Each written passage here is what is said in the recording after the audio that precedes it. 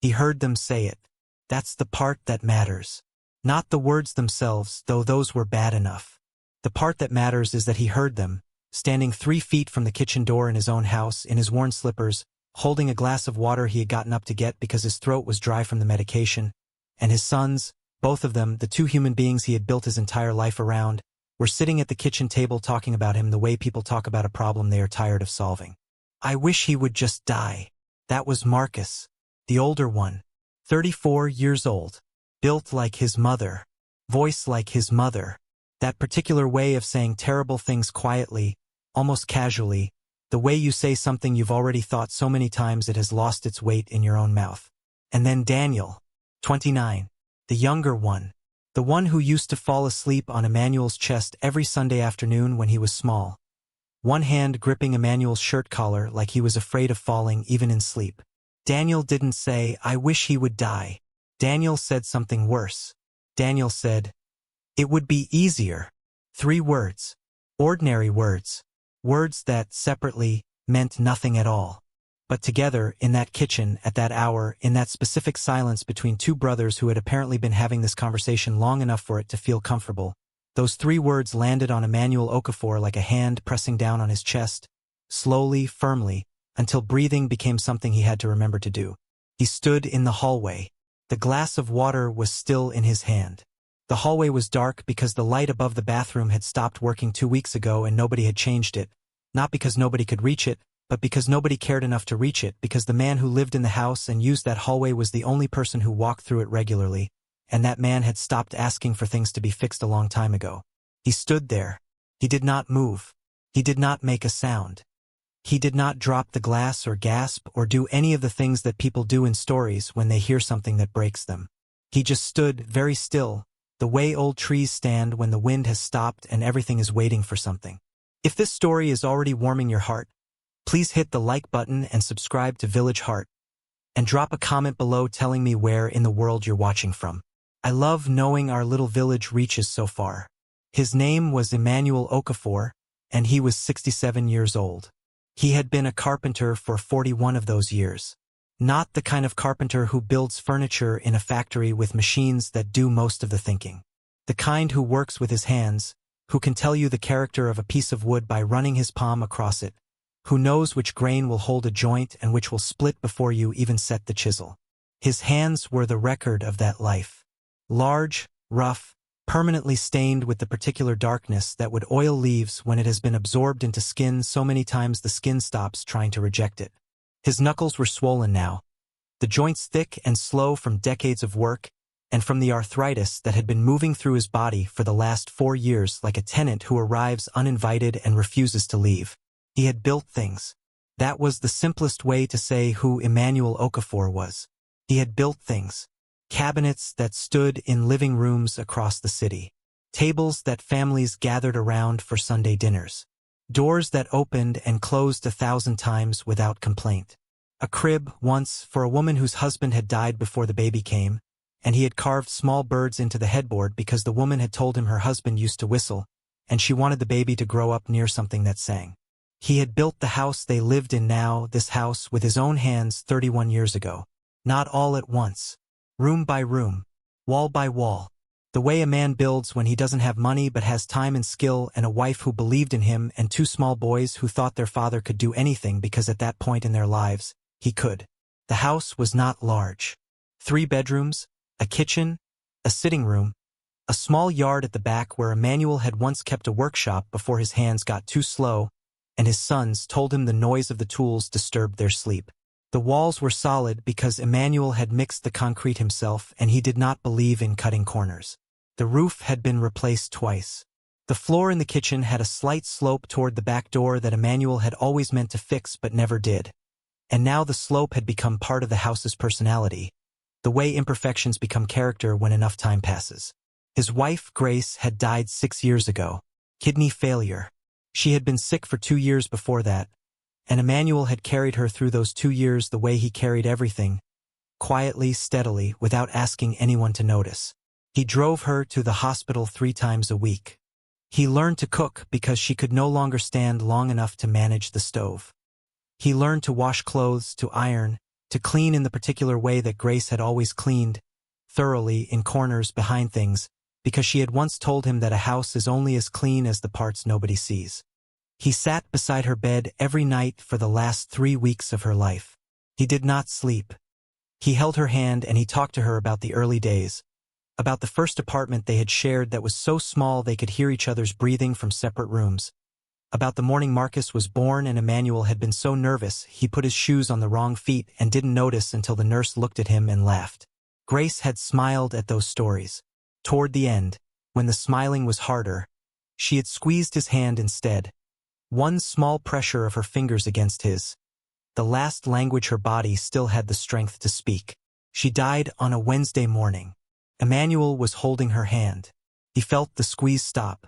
He sat there for a long time after, not because he didn't understand what had happened, but because letting go of her hand meant beginning a life without her, and he needed a few more minutes before that life started. The funeral was the last time the family felt like a family. Marcus and Daniel had come, of course. They had stood beside their father. They had shaken hands and received condolences and said the right things in the right order. But even then, even on that day, Emmanuel had noticed something. A distance. Not physical. The boys stood close enough. But a distance in the eyes, in the voice, in the quality of attention. The way people are present when their body is there but their mind has already decided this is temporary and they are waiting for it to end. After the funeral, the boys went back to their lives. Marcus had a logistics company, small but growing. He had an office, employees, a car he was proud of. He wore clothes that had labels Emmanuel couldn't pronounce and ate at places where the menus didn't have prices and spoke on the phone in a voice that sounded like a man who was always in a meeting, even when he wasn't. Daniel worked in banking. He wore suits that were always ironed, always fitted, always the exact right shade of whatever shade was right that season. He had an apartment in the newer part of the city, the part that had been built on top of the part Emmanuel remembered, glass and steel replacing the concrete and wood of the neighborhood he had raised his boys in. They visited their father. That was the word they used. Visited. The way you visit a place you used to live but don't anymore. The way you visit a relative in a hospital. Dutiful, scheduled, brief. Marcus came on Sundays sometimes. He would sit in the living room and look at his phone and ask Emmanuel how he was feeling, and Emmanuel would say, "I'm fine." And Marcus would nod and continue looking at his phone, and the conversation would sit between them like a meal neither of them wanted to eat. Daniel called. That was his version. A phone call once a week, sometimes less. "Dad, how are you?" "I'm fine." "Okay, good. I'm busy this week, but I'll try to come by." He rarely came by. Emmanuel did not complain about this. That was the thing about Emmanuel Okafor that people who knew him always mentioned first. He did not complain. Not about the arthritis that was slowly turning his hands into something he didn't recognize. Not about the house that was getting harder to maintain alone. Not about the silence that filled every room like water rising, slowly, until you were standing in it and wondering when the floor got wet. He did not complain because he was from a generation of men who believed that complaining was a kind of weakness, and weakness was something you kept private, like prayer. You dealt with it in your own room, in your own silence, with your own God, and you came out in the morning with your shirt buttoned and your face arranged and you kept going because that was what men did. They kept going. But the body does not care about what men do. The body has its own calendar, its own schedule of decay, and it does not wait for permission. The arthritis had started in his fingers. Just stiffness at first, the kind you shake off in the morning, the kind that makes you flex your hands a few times before you pick up the kettle. Then it moved. To the knuckles. To the wrists. To the knees, which began to speak to him in a language he hadn't heard before. A low, grinding protest every time he climbed the 3 steps to the front door.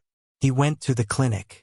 The doctor, a young man who looked barely older than Daniel, examined his hands with careful, gentle fingers and then looked at him with the particular expression doctors wear when they are about to say something that will rearrange a person's relationship with their own body. "The degeneration is advanced," the doctor said. "We can manage the pain, slow it down somewhat, but your hands are not going to go back to what they were." Emmanuel had looked at his hands. These hands that had built the house he lived in, that had carved birds into a crib for a baby whose father would never whistle again. that had held his wife's hand through 2 years of illness and the final squeeze that wasn't a squeeze at all. Just the last echo of a woman who had loved him leaving the only way she could. "What about working?" Emmanuel asked. "My tools. My wood." The doctor had been quiet for a moment. The particular quiet of a young person trying to deliver old news to an old man without breaking something that shouldn't be broken in a clinic. "Light work," the doctor said carefully. "Very light. And even that, over time, will become more difficult." Emmanuel had nodded. He had thanked the doctor. He had walked out into the afternoon and stood on the pavement outside the clinic and looked at his hands in the sunlight, turning them over slowly, as if seeing them for the first time. He went home. He went to the backyard where his workshop used to be before the boys told him to stop. The tools were still there, covered in dust, arranged on the wall the way he had always arranged them, each one in its place, each one waiting. He picked up a chisel. His fingers closed around it, but the grip was wrong. Loose where it used to be firm. Uncertain where it used to be precise. The hand that had once guided this tool through hardwood without a tremor now shook slightly, a fine vibration that he could see in the steel of the blade. He put the chisel back. He covered the tools again. He went inside and made himself tea and sat in the kitchen and looked at the wall. That was 2 years ago. Since then, Emmanuel had become something he had never been in his entire life. Dependent. The word sat in his mouth like a stone. He needed help with the house. The gutters needed clearing and he couldn't climb the ladder. The tap in the bathroom had been dripping for 3 months and his hands couldn't grip the wrench to fix it. The yard was growing wild because bending to pull weeds sent a pain through his lower back that made his vision white. He asked Marcus once. "The tap in the bathroom," he said, during one of the Sunday visits. "It's been dripping. I can't get the wrench to turn." Marcus had looked up from his phone. "I'll send someone," he said. Nobody came. He mentioned the gutters to Daniel on the phone. "They're filling up. When it rains, the water comes over the side." "I'll come and look at it this weekend," Daniel said. The weekend passed. Daniel didn't come. The next weekend passed. The gutters filled further. The rain came and the water spilled over the side and ran down the wall of the house that Emmanuel had built with his own hands, leaving a dark stain that spread slowly like a bruise. Emmanuel did not mention it again.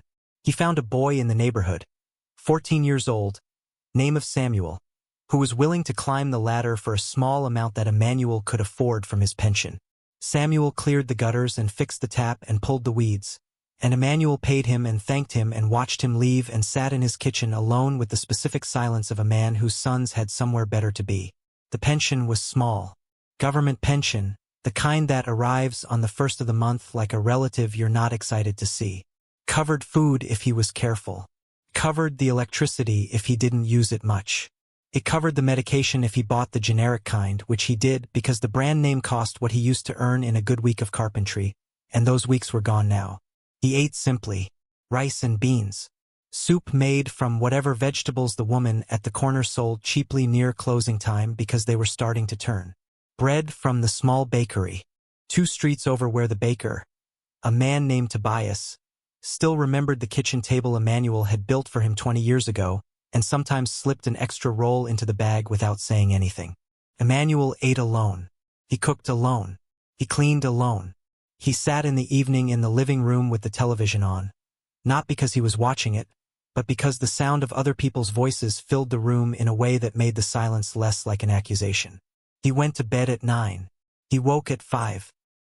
He stood in the hallway in the dark and listened to the house, to the small sounds it made, the settling, the creaking, the particular way the wind found the gap under the back door and whistled through it like a low, patient note. He knew every sound this house made the way a father knows his child's breathing. He had built these walls. They were speaking to him. He was lonely. That is the truth of it. And there is no way to dress it up in dignity or strength or the quiet stoicism of a man from a generation that did not use the word. He was lonely. The loneliness lived in the house with him like a third presence, not aggressive, not dramatic, just there, in every empty chair, in every meal for one, in every evening when the phone did not ring and the door did not open and the clock on the kitchen wall counted the minutes of a life that was still being lived but was no longer being shared. He did not say this to anyone. He did not call his sons and say, "I am lonely." He did not tell Tobias the baker or Samuel the neighborhood boy or the woman at the corner vegetable stall. He carried it privately the way he carried everything inside, beneath the buttoned shirt and the arranged face, and he kept going. Until the night he heard them say it. It was a Thursday. Marcus had come for dinner, which was unusual. Daniel had come, too, which was more unusual. Both of them, on a weekday, in his kitchen, eating the food he had cooked for them because even with his slow hands and his aching joints, he had stood at the stove for 2 hours making the stew that Grace used to make, the one with the particular spice combination that she had taught him in those last months when teaching him was her way of not leaving entirely. He had made it carefully. He had set the table the way Grace used to set it, with the good plates, the ones they saved for when people came, because his sons were coming and his sons were people, and this was an occasion whether they treated it as one or not. They ate. Marcus ate quickly, the way he always ate, like the food was a task to be completed. Daniel ate more slowly, but with the particular distraction of a man whose phone was buzzing in his pocket and whose attention was divided between the table and whatever the phone contained. They did not comment on the food. Emmanuel noticed. He always noticed. Not because he needed praise, but because Grace had spent 20 years teaching him that food made with care deserved acknowledgement, and the absence of it was its own kind of statement. After dinner, Emmanuel had gone to the bedroom to take his medication. His knees were bad that evening, the damp weather making them loud.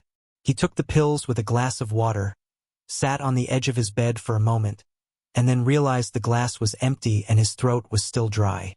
He got up. He walked to the kitchen. The hallway was dark because the bulb was still dead.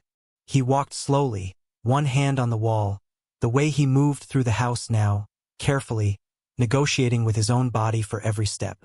He was 3 feet from the kitchen door when he heard Marcus speaking. Not loudly. Marcus rarely spoke loudly.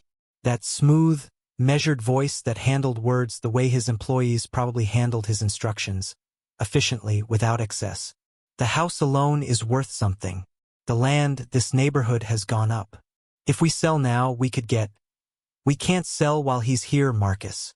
That was Daniel. Quieter. The voice of the younger brother who deferred but had opinions. I know that. A pause. The sound of a chair shifting. I'm just saying. The maintenance on this place, the medical bills, the pension barely covers his food. We're supplementing everything and it's. I know. Another pause. Longer this time. The kind of pause that holds something heavy. I wish he would just die. Emmanuel's hand tightened on the wall. The glass of water stayed in his other hand, perfectly still, because his body had locked in place the way bodies do when the brain receives information it cannot immediately process. Marcus. I'm not being cruel. I'm being honest. He's 67. His hands don't work. He can barely walk some days. He sits in this house alone and watches television and waits for us to call. And when we call, he says, I'm fine, because he doesn't know how to say anything else. And meanwhile, the house is deteriorating, his health is deteriorating, and we are spending money we don't have to maintain a situation that isn't going to improve. Silence. Then Daniel. Quiet. Almost a whisper. It would be easier. 3 words. And then nothing. Just the kitchen clock, the one Grace had bought at the market 30 years ago, ticking the way it had always ticked, steady, indifferent, counting time the way time is always counted, whether the people inside it are being loved or not. Emmanuel stood in the dark hallway. He stood there for a very long time. He did not go into the kitchen. He did not confront his sons. He did not drop the glass of water or make a sound or do anything that would announce his presence. He turned around. He walked back down the hallway. He went into his bedroom. He sat on the edge of his bed. He put the glass of water on the nightstand, beside the photograph of Grace that he had kept there since the day she died. He looked at the photograph. Grace at 40, laughing at something he had said, one hand raised to push her hair back from her face, her eyes carrying that particular brightness that he had fallen in love with and that had never fully dimmed, not even in the hard years, not even in the sick years. He looked at her for a long time. I heard them, Grace, he whispered. Not to the photograph. To wherever she was now. To the version of her that he still spoke to in the quiet moments when the house was dark and the world was sleeping, and there was no one left to judge a 67-year-old man for talking to his dead wife. I heard what they said. The photograph did not answer. The house settled around him. The clock ticked in the kitchen where his sons were still sitting, still talking, still planning a life that would be easier without him in it. Emmanuel lay down on his bed. He did not undress. He did not take off his slippers. He lay on top of the blanket on his back, looking at the ceiling he had plastered himself 31 years ago, and he felt the full weight of what he had just heard press down on him like something physical, something with mass and temperature. He did not cry. He was from a generation that had forgotten how, or had never been taught, or had been taught so thoroughly not to, that the forgetting and the never knowing had become the same thing. He lay there and he thought about Marcus at 3 years old, sitting on his lap in the workshop, watching him sand a piece of wood, reaching out with small fingers to touch the smooth surface, and saying, "Daddy, you made it soft." He thought about Daniel at 5, falling asleep on his chest on Sunday afternoons, one hand gripping his shirt collar. He thought about every door he had built, every table, every cabinet, every piece of wood he had transformed into something useful, something lasting, something that would stand in someone's house for decades and hold their weight and carry their meals and open for their children. He thought about a life spent building things for other people and how the thing he had built last, this family, this house, this 31 years of walls and roof and floor and the life contained within them, had just told him, in the specific language of two men who had forgotten what it cost to be made, that the builder was no longer needed. He closed his eyes. He did not sleep. He waited for morning. And what he did when morning came was something that nobody, not Marcus, not Daniel, not the neighbors, not the baker, not the boy who cleared the gutters, nobody was ready for. He woke at 4, not 5, for his body, which had kept its own time for 67 years, understood before his mind did that this morning was different, that this morning required an earlier start because what he was about to do would take courage, and courage, at his age, was something that needed to be gathered slowly, in the dark, before the world woke up and tried to talk him out of it. He sat on the edge of the bed. He looked at Grace's photograph. He looked at it for a long time, the way a man looks at the face of the person he has always consulted before making any decision that mattered. "I'm not running," he said to her quietly. "I want you to know that. I'm not running." He stood. He moved through the house slowly, room by room, touching things.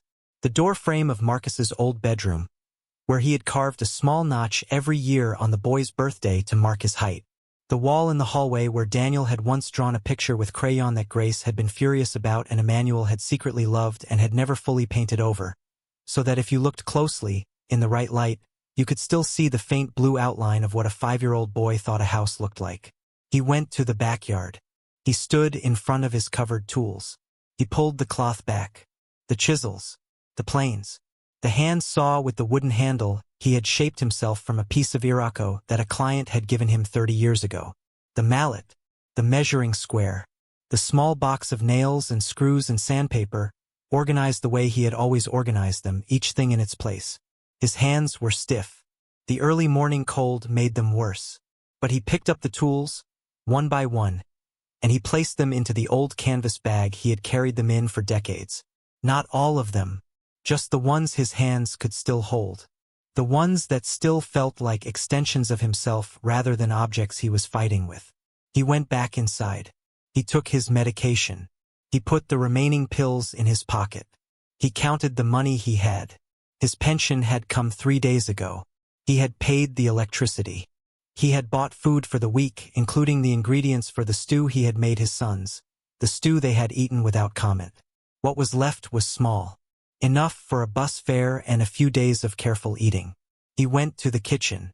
The table was still there, the plates from last night still in the sink because he had left them, which was unlike him, but last night had been unlike any night he had ever lived. He placed his house keys on the kitchen table. Not thrown, not slammed, placed gently, precisely, the way a carpenter places a finished piece of work on a surface, with the care of someone who respects what their hands have made even when they are letting it go. He did not write a note. He thought about it. He stood at the table for a full minute with the pen that lived in the small drawer beside the stove, and he thought about what he would say. And then he put the pen back because there was nothing he could write that would be more honest than what he had already heard. He picked up his canvas bag. He picked up his small bag of clothes.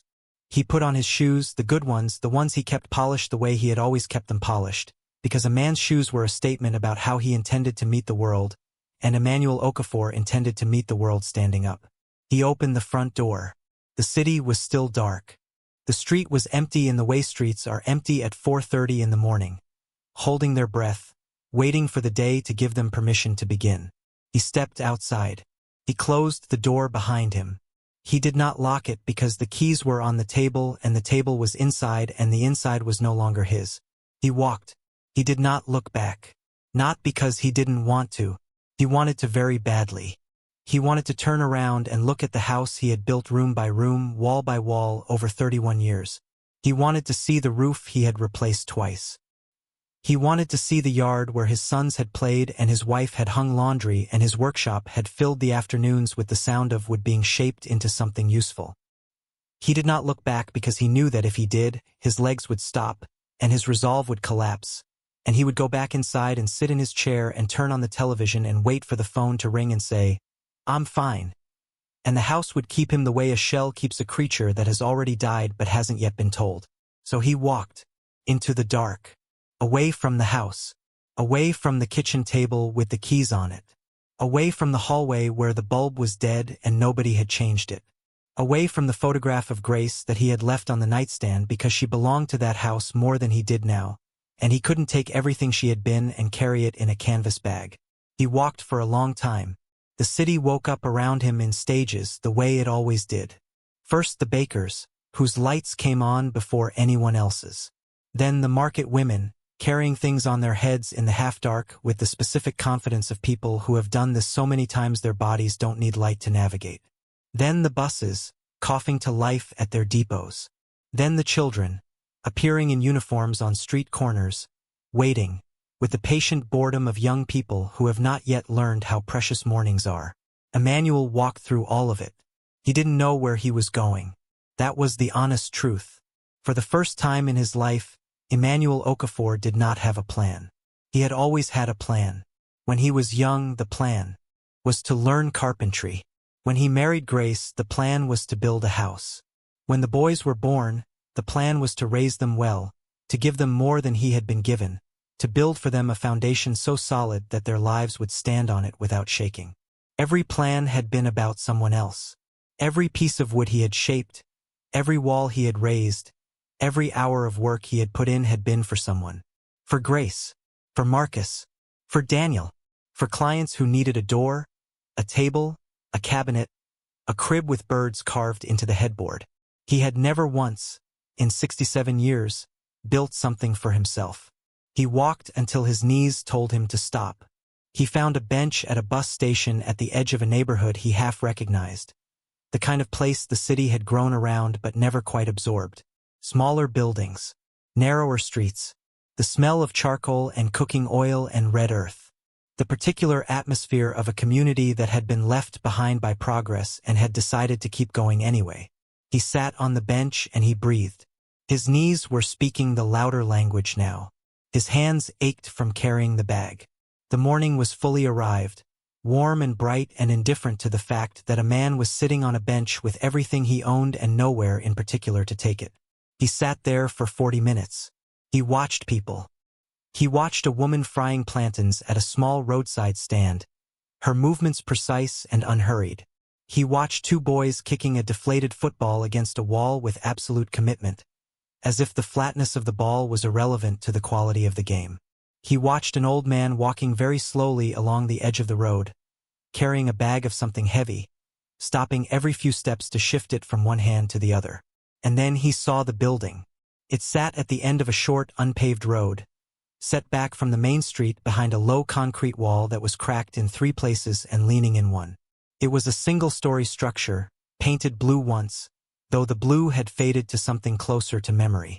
The roof was corrugated metal, patched in places with pieces that didn't match. 2 of the windows were boarded. The front door hung at an angle that Emmanuel's carpenter's eye identified immediately as a hinge problem. The lower hinge had pulled free from the frame, which meant the door's weight was being carried entirely by the upper hinge, which meant the upper hinge would fail within a month if nobody fixed it. There was a sign above the door, hand-painted, faded, but legible. Grace of God Children's Learning Center. Emmanuel read the sign. He read it again. He read the word grace and something moved through him that he could not name and did not try to.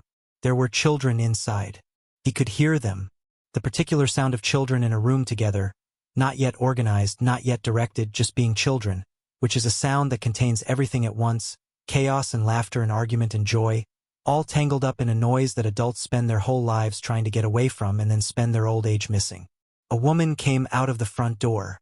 She was struggling with it because the door hung at its angle and you had to lift it slightly to get it to move, and she had clearly been doing this for a long time because she did it without frustration, with the particular patience of someone who has accepted a problem they cannot afford to fix and has incorporated the workaround into their daily movement. She was maybe 40. Tall, thin, with the specific thinness of a person who feeds others before she feeds herself and has been doing it long enough that her body has adjusted its expectations.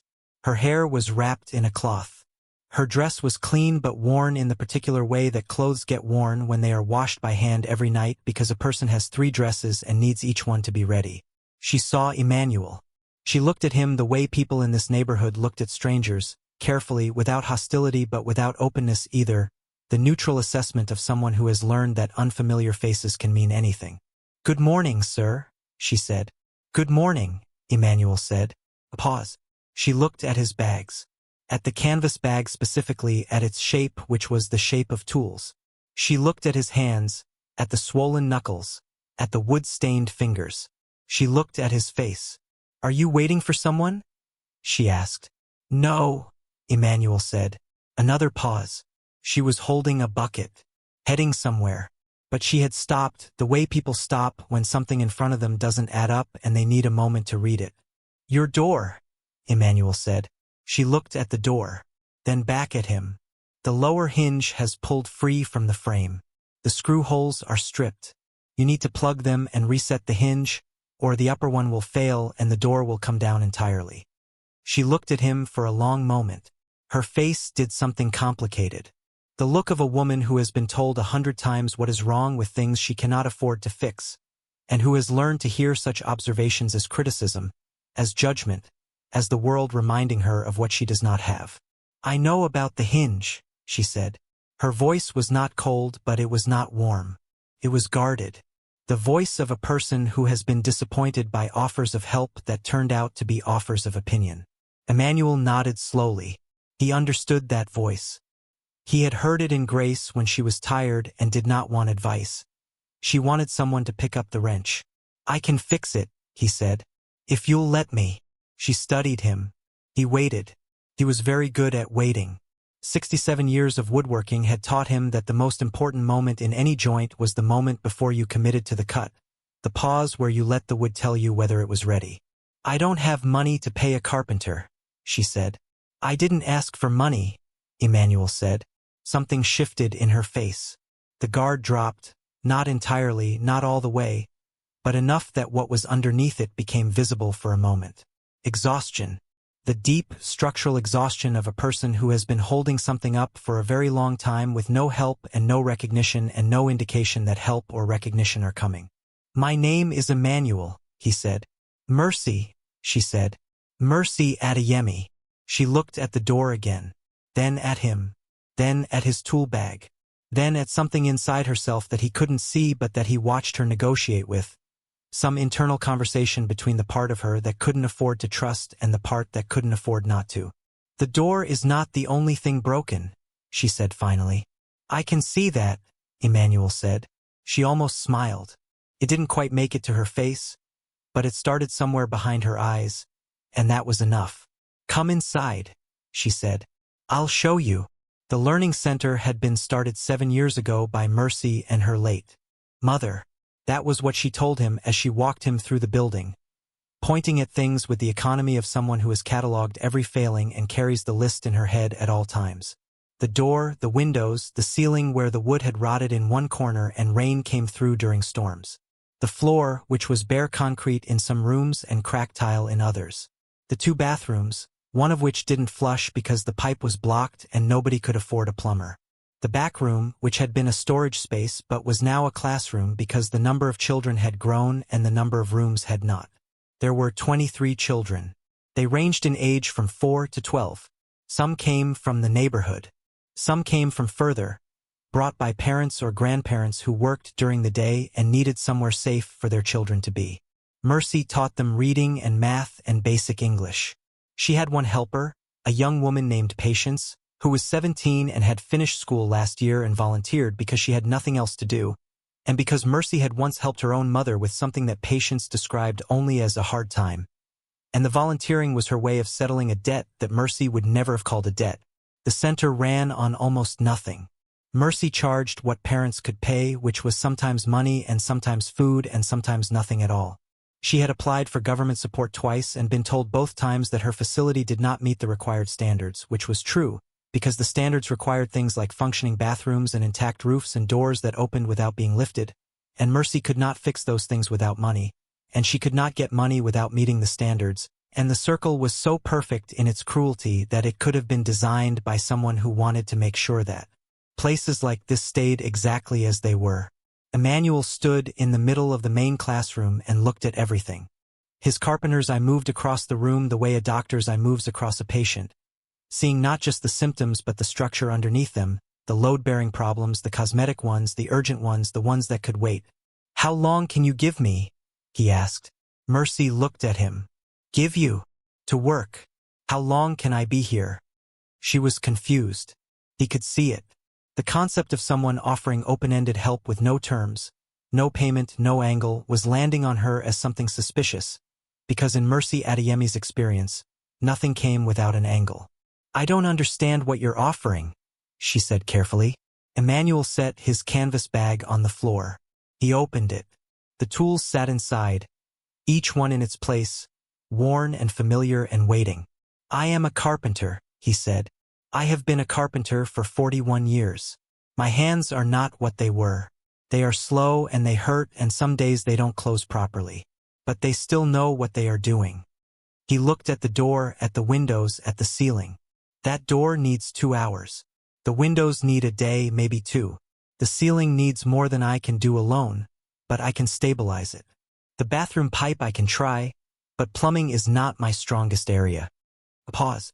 "I have nowhere to be. I have nothing waiting for me, and I would like very much to be useful again if you will let me."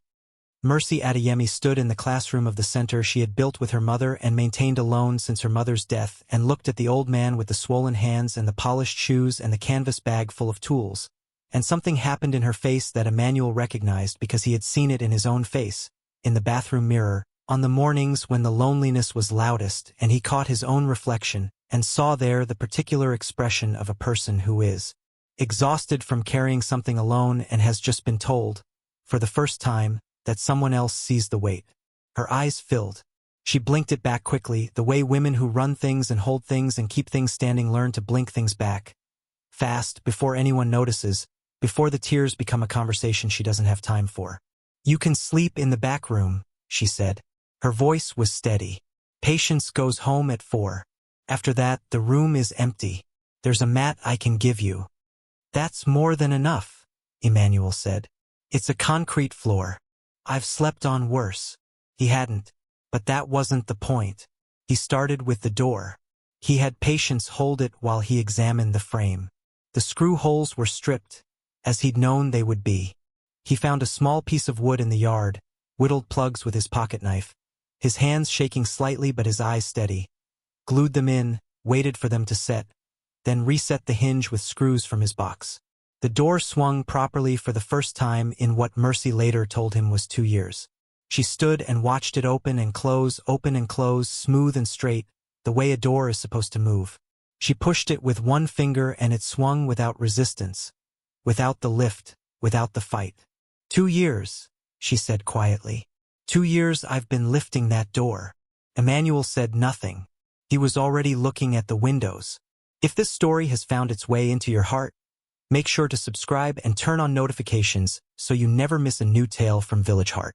Your support is what keeps the fire burning, and more stories like this one coming your way.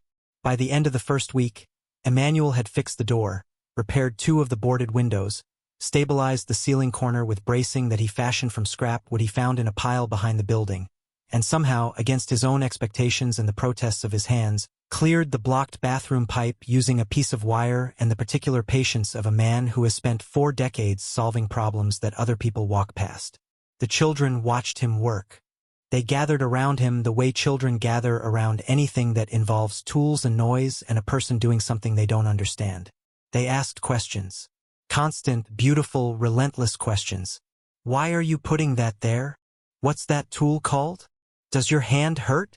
Can I try? Emmanuel answered every question. He answered them the way he had once answered Marcus and Daniel's questions. Fully, seriously, without the dismissiveness that adults so often bring to children's curiosity. He showed them how a hinge worked. He let a boy named Kofi hold a piece of sandpaper and sand a rough edge until it was smooth, and he watched the boy's face change when his fingers found the smoothness. The same face Marcus had made at 3 years old, the same wonder, the same discovery. You made it soft, Kofi said. Emmanuel's chest tightened. He looked at the boy. He looked at the small hands holding the sandpaper. He swallowed something that had no name but that lived in the exact space between memory and loss. Yes, he said. You did. Mercy fed him. Not lavishly, because she didn't have lavish, but consistently, the way she fed everyone, with the quiet determination of a woman who believed that feeding people was a form of prayer. Rice and beans. Soup that tasted like the kind of soup that had been perfected over years of making do. Bread from somewhere that she cut carefully, evenly, as if fairness was a thing that started with portions. Emmanuel ate at the same table as the children. He ate the same food. He did not ask for more. He did not comment on the smallness of the portions or the simplicity of the meals. He ate the way a man eats when food is no longer something he takes for granted, with attention, with gratitude, with the particular focus of someone who understands that every meal is a decision someone made to feed you, and that decision is not a small thing. In the evenings, after patients went home and the children were collected by their parents and grandparents, Emmanuel sat in the back room on the mat Mercy had given him, and he looked at his hands. They were worse at the end of the day now. The work aggravated the arthritis in ways that the pills could slow but not stop. His fingers were swollen by evening. The grip that had held chisels and planes and saws for 41 years now struggled to close fully around a cup of water. But they had fixed a door today. They had sanded a window frame. They had made something work that had been broken.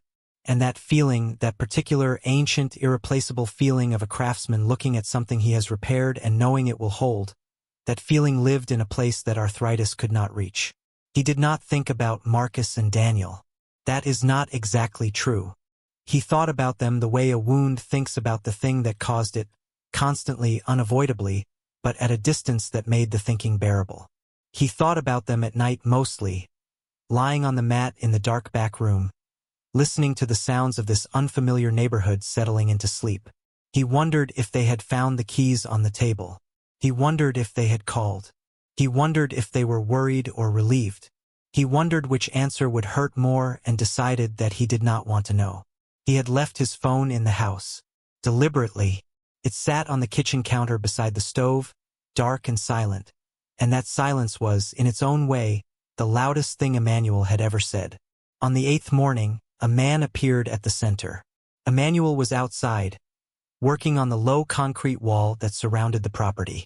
The wall was cracked and leaning and needed to be reinforced before it fell on someone, and Emmanuel had found cement powder at a hardware shop 3 streets away and had spent his own pension money on it, which meant he had almost nothing left, but the wall needed fixing, and fixing things was who he was, and who he was had never been determined by what he could afford. The man was old. Maybe 70, maybe older, the kind of age where the numbers stop being precise and become approximate. He walked with a cane, not because he seemed to need it for every step, but in the way of a man who had been told to use one and was obeying the instruction with mild resentment. His clothes were simple but not poor. Clean trousers, a pressed shirt, a hat that sat on his head with the comfortable authority of something that had been worn in the same position for decades. He stopped at the edge of the wall and watched Emmanuel work. He watched for a long time without speaking, the way very old people watch things, with patience and attention and the particular quality of presence that belongs to people who have stopped rushing because they have understood, finally, that rushing has never once made anything arrive faster. Emmanuel felt the watching. He looked up. Their eyes met. Something passed between them that Emmanuel couldn't identify and didn't try to.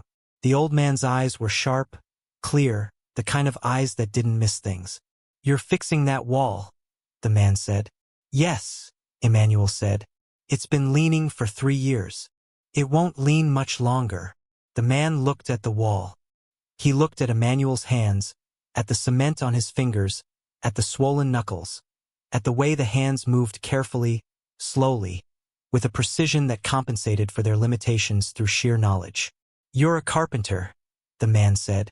Emmanuel looked at him. "How did you know?" "Your hands. The way you're working. Carpenters hold tools differently from other men, even when the tools are not tools." He gestured at the cement trowel Emmanuel was using, a flat piece of metal that was not really a trowel at all, but a piece of scrap that Emmanuel had bent into shape because he couldn't afford a proper one. "You improvised that," the man said. "Yes." "From what?" "A piece of flashing from the roof. The edge was flat enough." The man nodded slowly.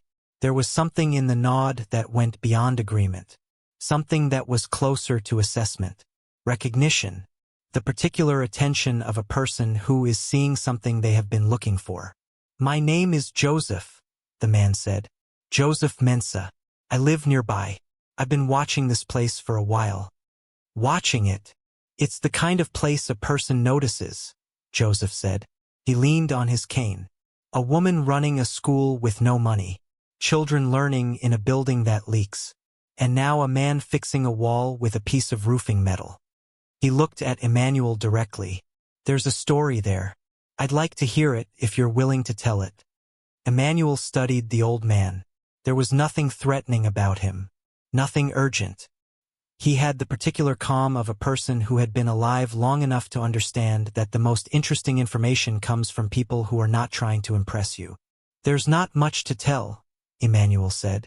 "There's always much to tell," Joseph said. "People who say otherwise are usually the ones with the most worth hearing." Emmanuel almost smiled. It didn't quite arrive, but it started somewhere, and the starting was enough. "Sit down," Emmanuel said, gesturing to the low wall beside him. "But not on the part one just cemented." Joseph laughed. It was a good laugh, warm and genuine and carrying absolutely no pretension. He sat on the dry portion of the wall, settled his cane between his knees, and looked at Emmanuel with the patient, open attention of a man who had come to listen and intended to do exactly that. Emmanuel did not tell him everything. Not that first day. He told him he was a carpenter. He told him his hands were failing. He told him he had a house that he had left and sons that he had left behind in it, and he said this part very quietly, the way a man says a thing that still has sharp edges, carefully, aware of where the cuts are. He did not tell Joseph what he had heard in the kitchen. That was too close still. Too raw. The words sat inside him like a splinter buried too deep to extract, and he carried them the way he carried everything, privately, beneath the surface, where nobody could see them but where they shaped every step he took. Joseph listened. He asked no questions that pushed. He sat on the wall and he listened with the full attention of a man for whom listening was not a pause between his own speaking but an act in itself, complete and respectful and rare. When Emmanuel finished, Joseph was quiet for a moment. "You came here with your tools," Joseph said. "Yes. Not your money. Not your documents. Not your phone. Your tools." Emmanuel looked at the canvas bag, leaning against the wall in the sun. "A man is what he carries," Joseph said. "When everything else is stripped away, the thing he reaches for last is the thing that is most truly his." He looked at Emmanuel's hands, at the cement drying on the swollen fingers. "You reached for the tools." Emmanuel said nothing, but something in his chest shifted, the way something shifts when a truth you have been carrying alone is finally seen by someone else and you realize that the weight of it was not just the truth itself but the aloneness of holding it. Joseph came back the next day. And the day after that. He came in the mornings and sat and watched Emmanuel work and sometimes talked and sometimes didn't, and the rhythm of his presence settled into the days the way rain settles into soil, quietly, naturally, as if it had always been there. Emmanuel did not ask Joseph much about himself. He sensed that Joseph was the kind of man who would share what he wanted to share when he wanted to share it, and pressing would produce nothing but closure. So he let the old man be present in whatever way he chose, and the choosing itself became a kind of conversation, the conversation of two men who had lived long enough to know that the most honest communication happens in the spaces between words. But Emmanuel noticed things. He was a man who noticed things. He noticed that Joseph's cane had a handle made of ebony, carved with a precision that Emmanuel's carpenter I recognized immediately as the work of someone who understood wood at a level beyond hobby. He noticed that Joseph's shirt, though simple, was made of fabric that had a quality to it, a weight and drape that cheap fabric did not possess. He noticed that when Joseph spoke about the neighborhood, he spoke with the familiarity of someone who knew it well but the distance of someone who had been away from it for a long time. He noticed, most of all, the way Joseph looked at the children, with an attention that was too deep for casual interest, with something behind his eyes that looked, if Emmanuel was being honest, like grief. He filed these things away the way he filed things in his workshop, each observation in its place, waiting for the moment when they would connect and the picture would become clear. That moment was coming. But not yet, for now there was a wall to finish, and a classroom to repair, and 23 children who had started calling him Grandpa Manny without his permission and without his objection, because the sound of it, the small, careless, affectionate sound of children giving you a name that meant you belonged to them, was the closest thing to music his ears had heard in a very long time. He worked. His hands hurt. He worked anyway. And 3 streets over, in a house that Emmanuel did not know existed, Joseph Mensah sat in a room filled with photographs and documents and the accumulated evidence of a life that had been far larger and far more complicated than an old man with a cane and a pressed shirt, and he picked up his phone and made a call that would, in time, change everything. "I found something," Joseph said to whoever answered. His voice was quiet but certain. The voice of a man who had been looking for a long time and had finally found what he was looking for. "Tell me about the carpenter at the Children's Center on Addo Road." The answer came on a Monday morning, 3 weeks after Emmanuel had first sat on the bench outside the learning center with his canvas bag and his polished shoes and nowhere in the world to take them. He was inside the main classroom, replacing the last of the boarded window frames. His hands were bad that morning. The pills were running low and he had not been able to afford more, and the arthritis was making itself known with a sharpness that turned every grip into a negotiation. But the window was almost finished, and the light that would come through it when it was done would fall directly onto the reading corner where the children sat every morning with their books, and that image, that picture in his mind of sunlight landing on the pages of children learning to read, was enough to keep his fingers moving. He heard cars. Not one car. Several. The sound was wrong for this street. This street heard motorbikes and buses and the occasional taxi. It did not hear the low, heavy, organized sound of multiple vehicles arriving with purpose. He set down his tools. He went to the door that now opened smoothly, perfectly, the way he had made it, and he looked out. 3 vehicles were parked in front of the center. Clean, dark, official-looking. Men and women in professional clothing were stepping out, carrying folders and tablets and the particular energy of people who have been briefed and are arriving to execute something that has already been decided. And standing at the front of all of it, leaning on his ebony cane with his hat settled in its usual position, was Joseph Mensah. But Joseph Mensah was not standing the way Emmanuel had seen him stand before. The casual, unhurried old man who sat on walls and listened and laughed was gone. In his place was someone whose posture carried a different kind of weight. The kind of weight that comes from authority so deeply held it doesn't need to announce itself because the room, the street, the people around it have already rearranged themselves. Mercy came out behind Emmanuel. She looked at the vehicles. She looked at the people. She looked at Joseph. "What is this?" she said quietly. Joseph walked toward them. His cane clicked on the concrete. The sound was measured, unhurried, but the unhurriedness was different now. Not the patience of a man with nothing to do. The patience of a man who has done everything necessary and is now arriving at the moment he has been building toward. He stopped in front of Emmanuel and Mercy. He looked at them both. Then he reached into the inside pocket of his jacket and took out a card and held it out. Emmanuel took it. He read it. He read it again. Joseph Mensah, Chairman, Mensah Foundation for Community Development. Below that, A list of affiliations that Emmanuel's eyes moved across without fully absorbing because his brain had stalled on the first line the way a machine stalls when it encounters something it was not built to process. "I don't understand," Emmanuel said. "You do," Joseph said. "You just need a moment." Emmanuel looked at the card. He looked at Joseph. He looked at the vehicles and the people with their folders. "The Mensa Foundation," Joseph said, "has spent the last 4 years identifying community projects across the city that are doing genuine, ground-level work with no institutional support. Places that function on nothing but the will of the people running them." He looked at the learning center. "Places like this." He paused. He looked at Emmanuel directly.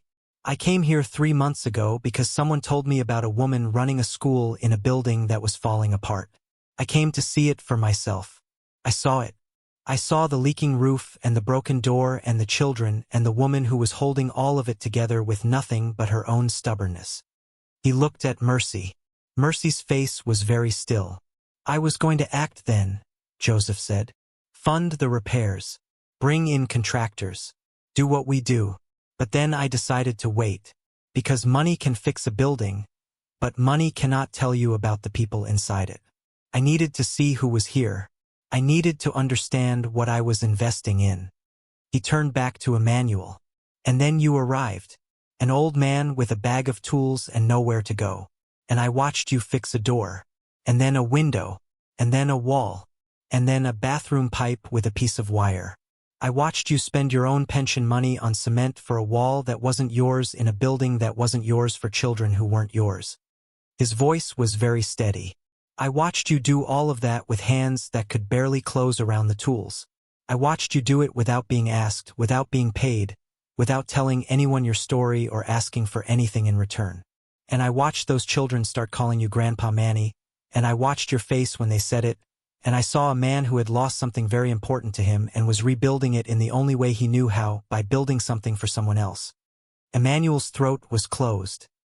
His hands were at his sides, still dusted with sawdust from the window frame, and they were shaking, not from the arthritis this time, from something else entirely. "The foundation is going to rebuild this center," Joseph said. "Fully. New roof, new floors, proper bathrooms, a real kitchen, a library. Mercy will receive an operational grant, annual, renewable, for the next 10 years.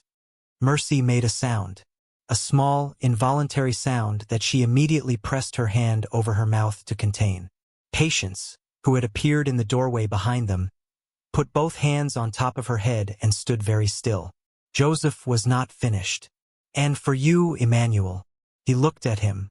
"The foundation runs a vocational training program for young people in underserved communities. We have been looking for someone to lead the woodworking and carpentry division, someone who knows the craft, someone who can teach it the way it should be taught, with patience, with standards, with the understanding that what you are giving a young person when you teach them to work with their hands is not just a skill but a dignity." He paused. "I have interviewed 11 candidates in the past year. None of them were right. And then I sat on a wall and watched a man with arthritic hands whittle a wooden plug from scrap to fix a door hinge in a children's center, and I stopped looking." Emmanuel could not speak. He stood in the doorway of the building he had been repairing for 3 weeks, in his work clothes, with sawdust on his fingers and cement under his nails, and he could not speak because every word he had was being held underwater by a feeling so large and so unfamiliar that his body didn't know what to do with it. He looked at Joseph. He looked at Mercy. He looked at the children who had gathered at the windows, small faces pressed against glass that Emmanuel had installed himself, watching the cars and the people and the adults who were standing very still in the yard with expressions that children recognize instinctively as something important happening. "My hands," Emmanuel said. His voice was rough. "My hands are not what they were." "I know," Joseph said. "That's precisely why I want you. A teacher who can still do everything himself teaches skill. A teacher whose hands have limits teaches something far more valuable. He teaches adaptation, patience, the understanding that craft is not in the hands. It is in the knowing." Emmanuel pressed his lips together. He looked at the ground. He looked at his hands.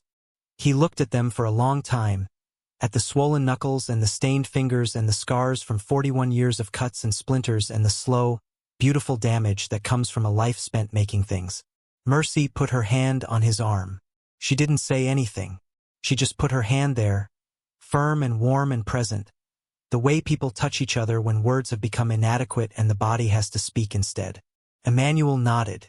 Once. The way a man nods when he is accepting something he did not believe he deserved. The news traveled. Of course it traveled.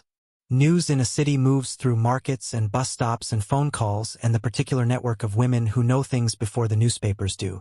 Within a week, the story of the carpenter at the Children's Center and the Mensa Foundation grant was being told in versions that ranged from approximately true to wildly embellished. But every version contained the same core. An old man who walked away from his life with nothing but his tools and ended up building something that the most powerful community foundation in the city decided was worth investing in. Marcus heard about it from a business associate who mentioned it casually over lunch. Mensa Foundation, you know them? They just funded some project on Addo Road. A children's center. Apparently there's an old carpenter involved. Quite a story. Marcus had gone very still. Daniel heard about it from a colleague at the bank who had processed a document related to the foundation's grant. Okafor, the colleague had said. Unusual name on the vocational program appointment. Emmanuel Okafor. Any relation? Daniel had not answered. He had left his desk and gone to the bathroom and stood in front of the mirror and looked at himself. And what he saw looking back was a man in a fitted suit who had said, "It would be easier," about his own father, and was now standing in a bathroom realizing that easier was the most expensive word he had ever spoken. They came on a Saturday. Both of them. Together. The way they had come to Alice's apartment with the leather folder. Except this time there was no folder. No rehearsed script. No smooth voice with its measured certainty. They came in Marcus's car and they parked at the edge of the unpaved road, and they walked toward the center that their father had. Repaired with hands they had dismissed as useless and a spirit they had valued at nothing. Emmanuel was in the yard. He was teaching Kofi and two other boys how to sand a piece of wood. His hands were wrapped in cloth to cushion the joints, and the boys were watching him with the focused attention of children who understand that what they are being shown matters. He looked up and saw his sons standing at the wall he had rebuilt. The yard went quiet. Mercy, who was nearby, looked at Emmanuel's face and then at the two men and understood immediately, the way women who have survived things understand things, through the body, through the air, through the particular quality of silence that descends when unfinished business arrives. Emmanuel set the sandpaper down. He stood slowly, his knees protesting, his back straightening the way it always did, because he was a man who met things standing up. Marcus's face was the face of a man who had been rehearsing something and had forgotten all of it. His mouth opened. Nothing came out. He tried again. "Dad." The word cracked in the middle. Marcus pressed his jaw together. His eyes were wet. He had not cried in front of his father since he was 12 years old. Daniel was already crying. Silently, the tears just there, running down without permission, his hands at his sides, his suit wrinkled from gripping the steering wheel too hard on the drive over. "We heard what you said," Emmanuel said. Quiet, level, not cruel, simply true. "That night in the kitchen. I was in the hallway. I heard everything." Marcus closed his eyes. Daniel made a sound that was not a word. "I did not leave because I was angry," Emmanuel said. "I left because I believed you. I believed that my being there was a burden, that my hands were finished, that I was a problem waiting to be solved by time." He paused. "I was wrong about that, and so were you." He looked at his sons. He looked at them the way a carpenter looks at wood that has been damaged but is not destroyed. Assessing, patient, aware that repair is possible, but will take time and care, and the willingness to work with what remains rather than what was lost. "I am not going back to that house," Emmanuel said. "That part of my life is finished. But you are my sons. And a man does not stop being a father because his children forgot what that means." He looked at the center behind him, at the windows that let the light in, at the door that swung true, at the children who were watching from inside with the wide, unblinking attention of young people who are witnessing adults doing something important and difficult and real. "You can come here," he said. "Anytime. You can sit. You can watch. You can learn what I am building if you want to." He paused. "But you come as visitors to my life. not owners of it. Marcus nodded. His lips were pressed together so tightly they had turned pale. Daniel wiped his face with the back of his hand. The quick, rough gesture of a man who is not practiced at crying and does not know the gentler ways to manage it. They stayed for an hour. They sat in the yard. They watched their father teach a boy how to sand wood. They watched the children climb around him and call him Grandpa Manny and ask him questions that he answered with the full, serious attention he had once given them, in a workshop in a backyard, before they grew up and forgot that the man who built their world deserved to live in it. They left quietly. They would come back. Not immediately. Not easily. The distance between "it would be easier" and "I'm sorry" was not a distance that could be crossed in an afternoon. It would take months, maybe longer, but they would cross it, slowly, the way their father crossed every distance, one careful, steady, painful step at a time. Emmanuel stood in the yard after they left. The afternoon light was warm. Kofi appeared beside him, holding the piece of wood they had been sanding. "Grandpa Manny," the boy said, "is it smooth enough?" Emmanuel took the wood. He ran his thumb across the surface. His swollen, aching, beautiful hands feeling the grain, reading it, knowing it the way only 41 years of devotion can know something. "Almost," he said. "One more pass. Gentle.